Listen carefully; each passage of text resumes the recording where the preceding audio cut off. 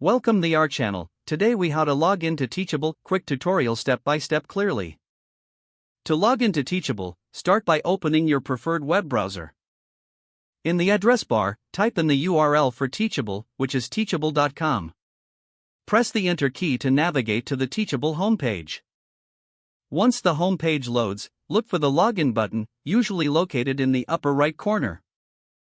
Click on the Login button to be directed to the login page. On the login page, you will see fields for your email address and password. Enter the email address associated with your Teachable account in the first field. Next, move to the password field and type in your password. If you have forgotten your password, click the Forgot Password link for recovery option. Once you have filled in your credentials, review them for accuracy. Click the Login button to sign into your account.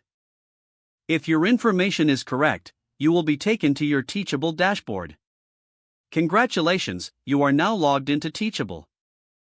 If the page does not load, refresh the browser or try again in a private or incognito window. Make sure you are using the correct email address, then retype it carefully to avoid small typos. If your password is not accepted, use the reset option and create a new strong password you can remember.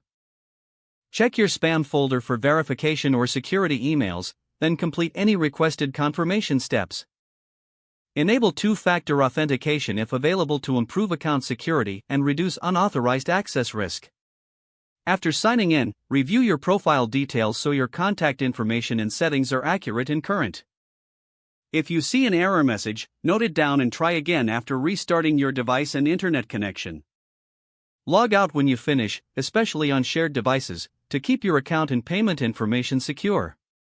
If the page does not load, refresh the browser or try again in a private or incognito window. Make sure you are using the correct email address, then retype it carefully to avoid small typos. If your password is not accepted, use the reset option and create a new strong password you can remember. Check your spam folder for verification or security emails, then complete any requested confirmation steps. Enable two-factor authentication if available to improve account security and reduce unauthorized access risk. After signing in, review your profile details so your contact information and settings are accurate and current. If you see an error message, note it down and try again after restarting your device and internet connection. Don't forget to like this video and subscribe to our channel for more step-by-step tech guides.